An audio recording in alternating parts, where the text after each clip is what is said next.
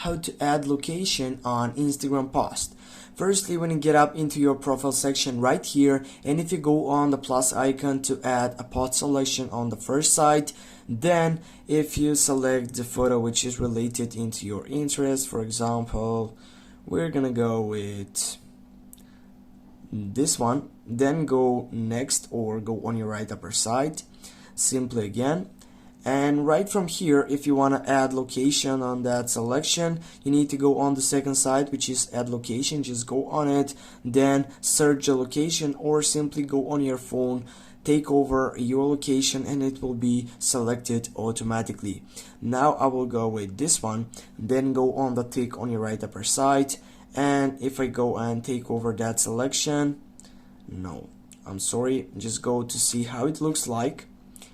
And you're gonna see that, yeah, here it is, the location on that side.